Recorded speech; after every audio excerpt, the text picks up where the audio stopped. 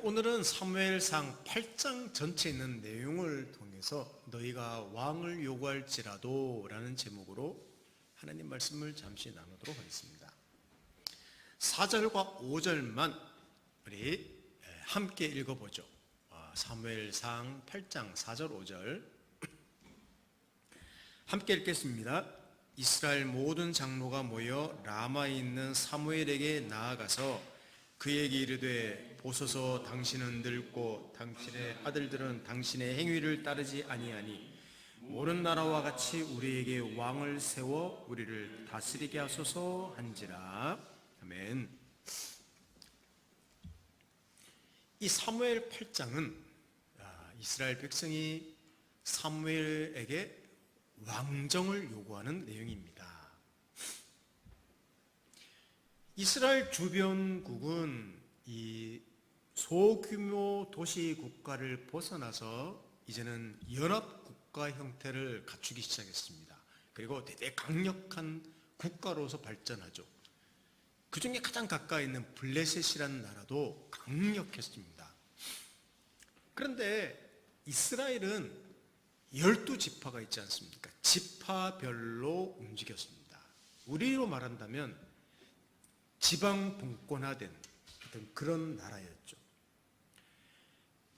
그 나라의 지파별로도 상비군이 없을 정도로 사실은 분열되어 있는 나라가 이스라엘이었습니다.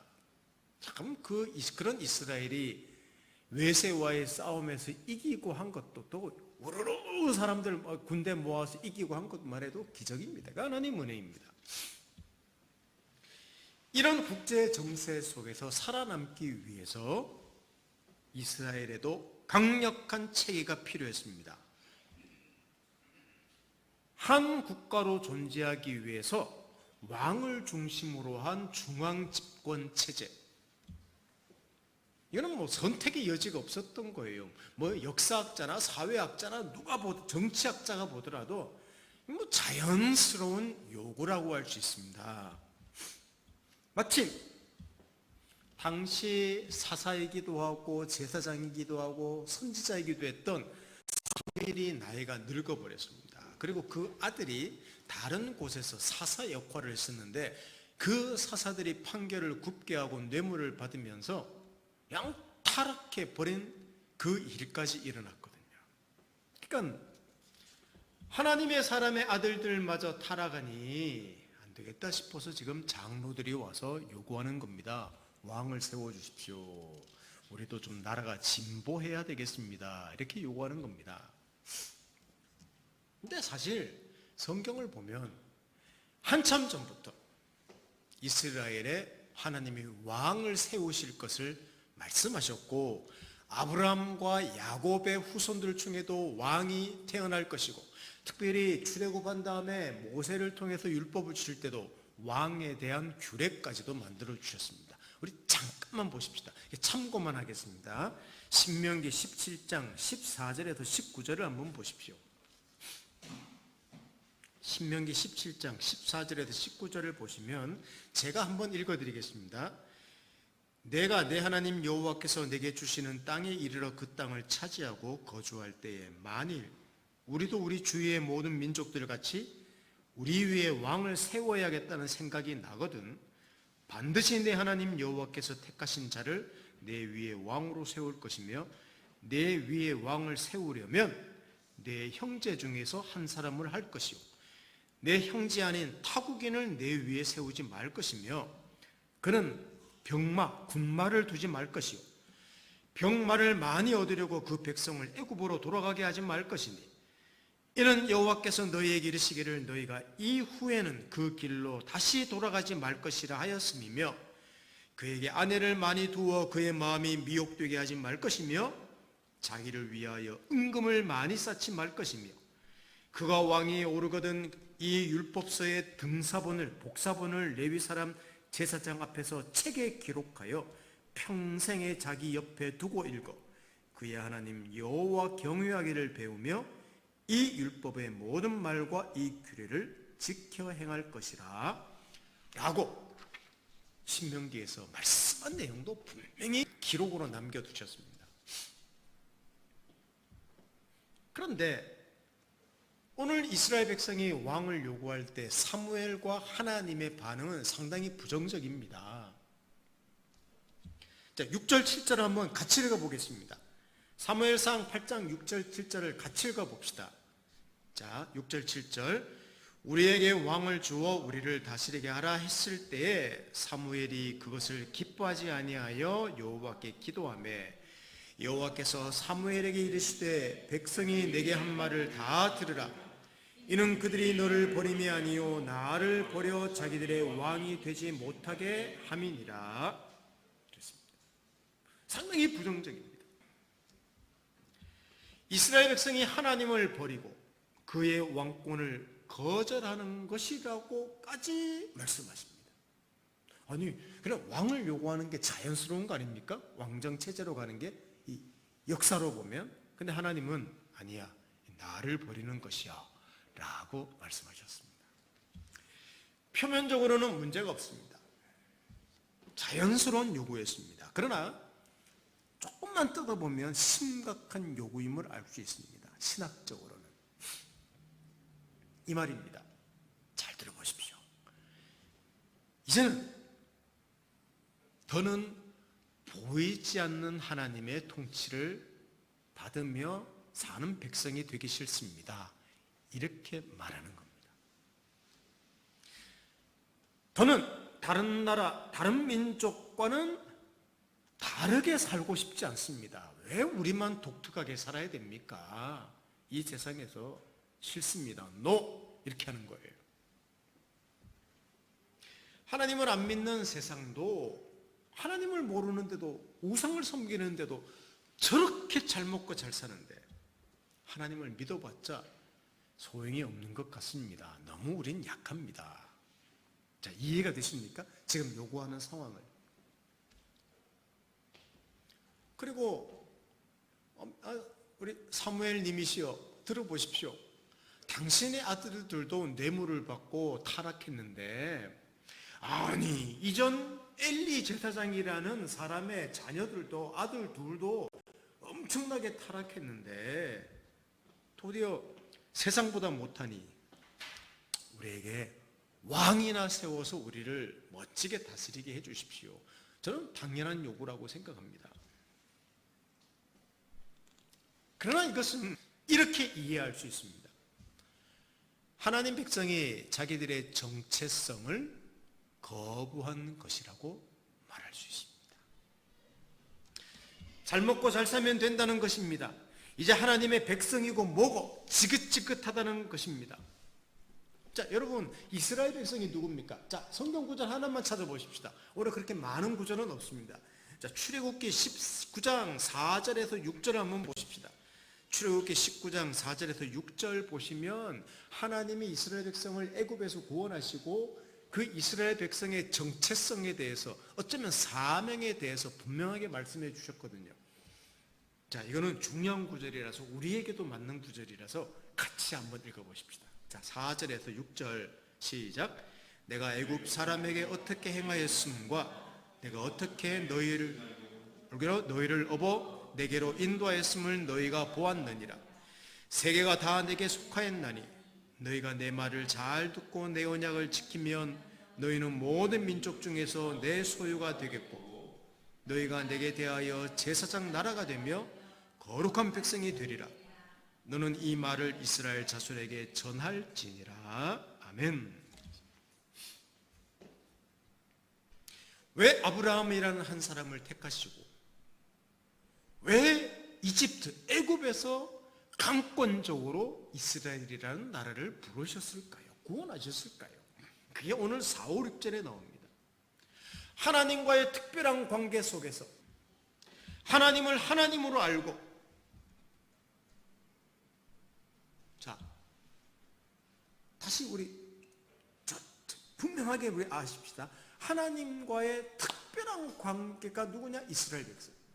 그러니까 하나님을 또 하나님으로 알고 그의 통치를 받으며 순종하는 백성이 되어서 이 세상에서 하나님의 아름다우심과 하나님의 거룩하심과 그 은혜로우심을 드러내는 백성이 누구냐? 이스라엘 백성이라는 말이에요. 그러니까 이 세상에서 하나님이 누구신지, 하나님의 통치를 받는다는 것이 어떤 사람인지를 보여주는 샘플이 본보기가 이스라엘 백성이에요. 그래서 하나님이 이스라엘을 택하신 거예요. 다른 특별한 독특함은 없습니다. 근데 지금 왕을 요구하면서, 왕 요구는 큰 문제는 없는데 뜯어보면 이제 하나님 당신이 왕이 안 돼도 괜찮습니다. 좀 지긋지긋합니다. 우리 다른 나라하고 똑같이 살고 싶습니다. 우리도 잘 먹고 잘 살고 싶습니다. 하나님 없어도 잘 살 것 같네요 라고 자신들의 정체성을 부정하고 있는 내용이 오늘 내용입니다. 여러분, 지금도 그렇지 않습니까? 교회에 다니면서 예배드리고 헌금도 하고 마음의 평안을 얻으면 되지 뭘 그렇게 요란스럽게 믿느냐고 말하는 분들이 있습니다. 기독교인이라고 하면 너무 편협되고 매력적이지 않기 때문에 나도 저렇게 될까 두려워. 그래서 그냥 주일날 교회 나가고 헌금하고 말씀 듣고 아멘 하고 그냥 쏘쏘 그럭저럭 살면 된다고 생각하는 그리스도인들이 꽤 많습니다. 아니, 그리고 신앙생활을 해봤자 그냥 당장 잘 사는 것도 아니고 하나님을 안 믿는데도 이 세상에는 너무나 멋지게 사는 사람들이 많은데 굳이 기독교에 깊이 빠져 살 이유가 없는 거예요. 성경을 많이 아는 사람들이 있습니다. 기도를 많이 하는 사람들이 있습니다. 또 멋지게 찬양하는 사람들도 있습니다. 교회 일에는 열심을 내는 사람들도 있습니다. 그러나 매력적인 그리스도인은 흔치 않아 보입니다. 매력적인 그리스도인. 그래서 여러분, 교회를 떠나는 젊은이들이 많아요. 자, 우리 정치적으로도 보면요, 젊은이들이 이번 대선이나 지방선거 같은 것도 보면 젊은이들의 표심이 어떤 방향을 당락을 결정짓는다는 말을 하지 않습니까? 그들이 보기에 기성세대에 대한 판단을 한 거예요. 아우 지긋지긋해. 지금도 교회 가보면 젊은이들이 떠난다고 합니다. 저는 여러 가지 이유가 있을 수 있겠지만 간단하게 말한다면 교회와 그리스도인들이 매력을 잃었다고 생각합니다. 소금이 맛을 잃은 것과 같습니다. 그냥 세속화되어서 방향을 잃어버렸다. 이것이 교회의 지금 모습, 그리스도인의 지금 모습이라고 생각합니다.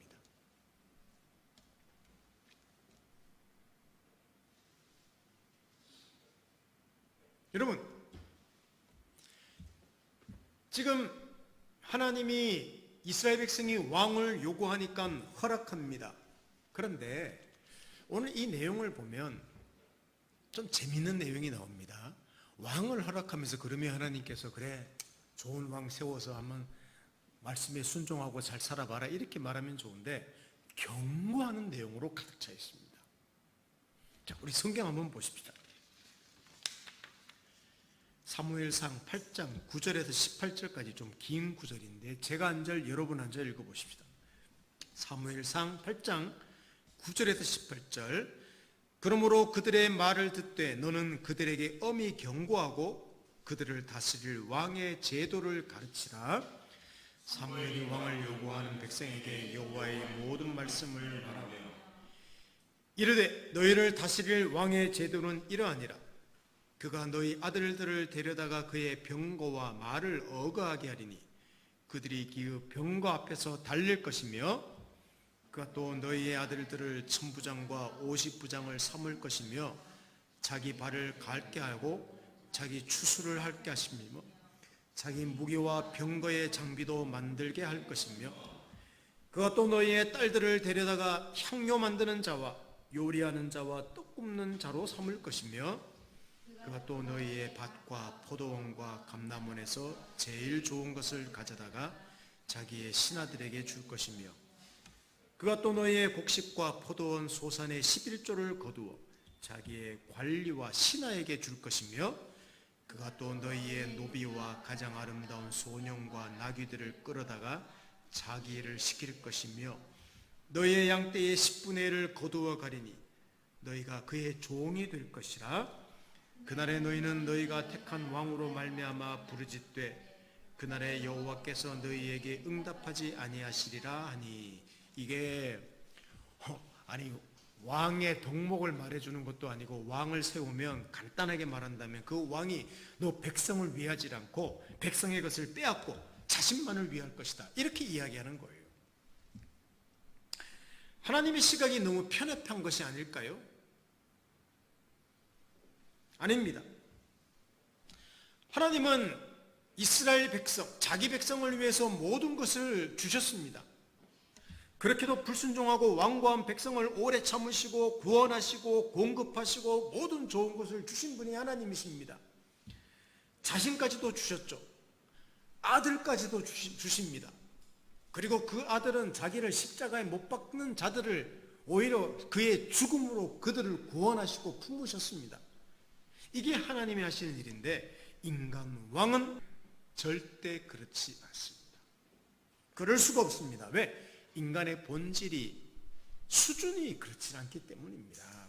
여러분 이스라엘 왕들이 그 뒤로 보면 첫 왕 사울 왕 다윗부터 시작해서 특별히 솔로몬 때 보면 아이고 하나님을 위한다는 명목하에서 이스라엘 백성들이 나만 아는 사람이 없었습니다. 얼마나 고역을 많이 시켰는지.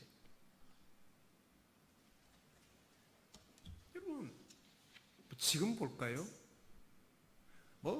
복잡한 문제도 있을 수 있겠지만 국제 정세이기 때문에 간단하게 말한다면 여러분 러시아가 우크라이나를 왜 침략했겠습니까?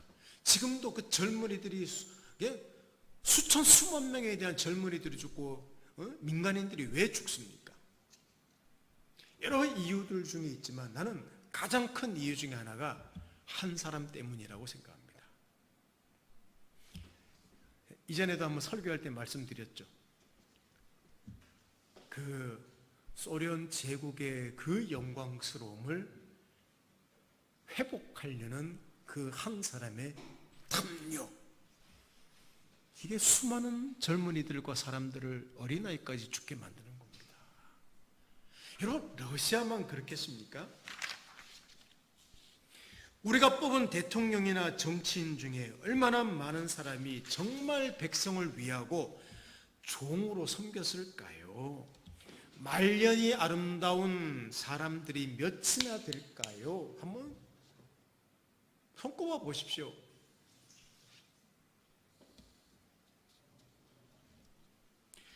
목회자들의 말년 동안 아름다운 사람들이 많지 않은데 하물며 세상이겠습니까? 여러분 목회자들도 말년이 아름다운 사람이 그렇게 많지 않습니다.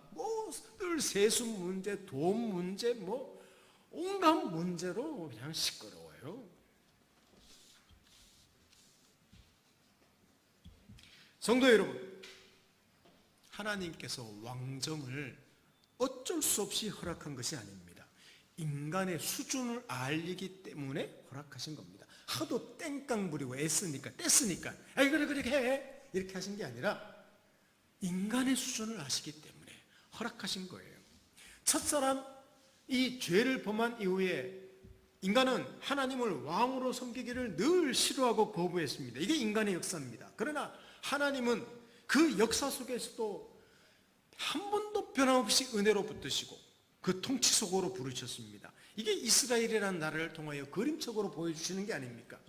지금 왕을 세우는데 중요한 대목이 나옵니다. 그냥 왕을 세워라 하시지 않고 사무엘이라는 사람을 통해서 세우는데 이 사무엘은 선지자입니다. 그리고 이 사무엘 시대 때부터, 그전에도 선지자가 있었지만 사무엘 시대 때부터 선지자 제도가 굉장히 확립됩니다. 어떤 이유 때문인지 아십니까 혹시?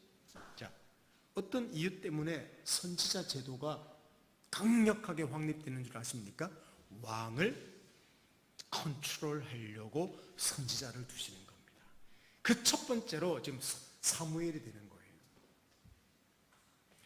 당연히 우리는 상상할 수 있죠. 앞으로 세워질 왕들과 선지자들 사이에 수많은 갈등이 있을 것을 우리는 미리 알 수 있습니다. 왜냐하면 왕들이 선지자 말을 듣지 않을 것입니다. 순종하지 않을 것입니다. 수많은 선지자들이 진짜 죽임을 당합니다. 그때 그 선지자들이 굶주려가며 가난하게 살기도 하고, 자기 가정을 못 돌볼 만큼 왕을 위해서 조언하고 기도해주고 하나님 말씀 전해주며 했기 때문에 어떤 왕들은 죄에서 벗어나기도 하고 회개하기도 하고 하나님 앞에서 하나님 백성으로 살아갔던 것입니다. 이런 제어 장치가 하나님이 만드셨기 때문에 그 왕이라는 제도도 하나님 왕국에 사용되었던 것이죠. 이 왕을 세우는 것을 그렇게 품습니다. 새로운 패러다임을 요구할 때 그것을 품습니다. 그리고 선지자를 세웁니다. 인간의 불순종과 반역에도 불구하고 여전히 사랑하시며 은혜를 베푸시며 끝까지 붙드시겠다고 하시는 장면이 오늘 장면이에요. 이스라엘 백성은 자기의 정체성을 버리겠다고 하더라도 하나님은 그러해. 그리고 선지자를 통해서 자기를 또 하시는 것이죠. 이게 오늘 8장의 중요한 대목입니다. 왕이 백성의 모든 것들을 빼앗아 간다고요? 아닙니다. 그럴지라도 하나님께서는 선지자나 자기 사람들을 보내어 그런 왕들을 사용하셔서 자기를 하시겠다는 것입니다. 오늘 설교 제목이 뭡니까? 너희가 왕을 요구할지라도 나는 안 주지롱, 이게 아니라 너희가 왕을 요구할지라도, 너희 정체성을 버릴지라도, 너희가 나를 떠날지라도 나는 그런 너희들을 품고 내 뜻을 이루며 너희를 위대한 사람으로 만들 거야. 이게 하나님의 의지고 하나님의 고집입니다. 사랑하는 성도 여러분, 제가 반복해서 설교하는 내용이 무슨 내용입니까? 바로 이런 내용입니다. 그래서 우리에게 소망이 있습니다. 그렇지 않습니까? 우리의 본질이나 수준을 보면 절망하기도 하죠. 우리는 그리스도인이지만 우리의 정체성을 자주자주 잃어버리고 삽니다. 자, 여러분도 그러시죠. 세상 살다 보면 내가 그리스도인지 아닌지 그냥 거의 잊어버릴 때 많습니다. 그리고 세상이 커 보여요. 세상을 보면서 침을 질질 흘릴 때도 있습니다. 하나님의 사람이라는 그런 명예도 생각나지 않을 때가 많습니다. 그래도 세상을 둘러봐도 답답하기만 합니다. 그러다 제가 그런 심정이에요. 저 요새 기도 많이 하고 있습니다. 저를 위해서. 왜냐하면 제 속에 분노가 많은 거예요. 제 속에 분노가 많은 것을 자꾸 보게 됩니다. 세상이 답답합니다. 사람들이 답답합니다. 또 저를 봐도 답이 없어 보입니다. 그러니까 또 짜증나기도 합니다. 새롭게 사역을 시작했지만 쉽지 않습니다. 한치 앞을 볼 수 없습니다. 물론 열심히 살아야 되고 또 하나님께 부르짖고 기도해야 되며 애써야 되지만 저는 이렇게 조급하고 답답하게 여기는데 막 분노도 일으키는데 하나님께서는 천천히 자기 일을 하십니다. 이게 오늘 8장에도 나오는, 아니 성경 전체에 나오는 하나님의 일하심이죠. 하나님은 천천히 자기 일을 하신다는 거예요. 여전히 그 자리에 계시고 여전히 은혜를 베푸시고 여전히 열심히 일하십니다. 졸지도 주무시지도 않고 지키시고 어떤 부정도 품으셔서 긍정으로 만들어 나가시는 하나님. 너희가 왕을 요구할지라도 나는 그것을 받아서 내가 왕됨을 여전히 나타내겠다고 말씀하시는 하나님. 이게 오늘 사건을 통하여 하나님이 우리에게 보여주시는 내용입니다. 그래서 우리가 이 현실을 용기 있게 살아내고 있습니다. 함께 모여서 격려하고 으쌰으쌰할 수 있는 겁니다. 다른 이유가 무엇이 있겠습니까? 사랑하는 성도 여러분, 그러므로 우리 성경에 나오는 이 시편 기자의 고백과 찬양을 한번 좀 들어보시고 이 고백이 또 우리의 고백과 찬양이 되면 좋겠습니다. 이 암울한 시대를 살아가는 우리의 또 고백이 되면 좋겠습니다. 자, 우리 마지막으로 시편 121편 1절에서 8절까지 있는 내용을 한번 보십시다. 시편 121편의 내용을 한번 보십시다. 자, 제가 한 절, 여러분 한 절 읽겠습니다.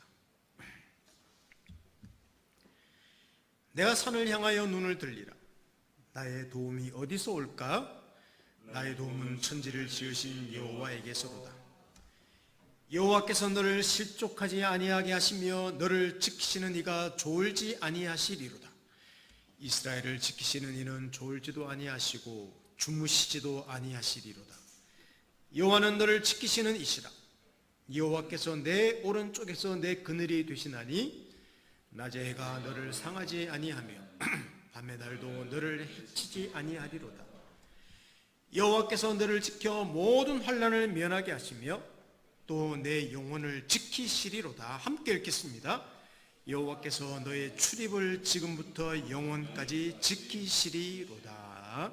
아멘. 참 귀한 말씀입니다.